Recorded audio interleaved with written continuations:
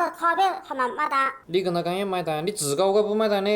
你自搞个不买单的？我的手机把他的，你是他娘还是他是你娘呢？我是他娘。是不啦？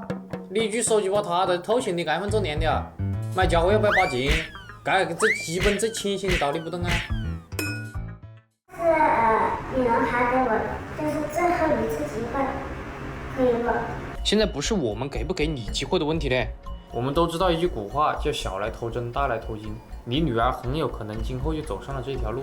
如果我们公安机关还不给你们敲响警钟的话，那将来可能产生的后果会更加严重，会更加恶劣。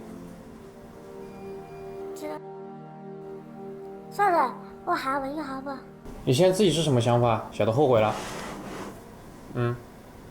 我现在的想法就是我很后悔，但是我想请求你们能帮我减轻这个刑。你这个案子不存在所谓的减刑这一说嘞。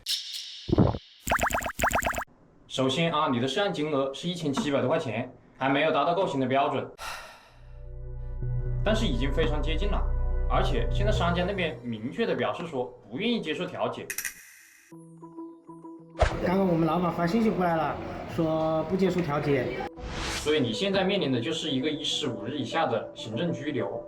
我希望呢，你这次进去以后，可以在里面好好反思，吸取教训，听明白没有？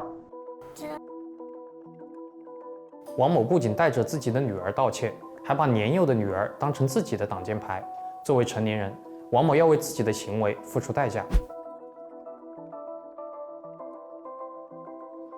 我错了，真的错了，真的。你现在说这些已经没用了，知道吧？没用了。我真的不想再求你们，我跪下求你们。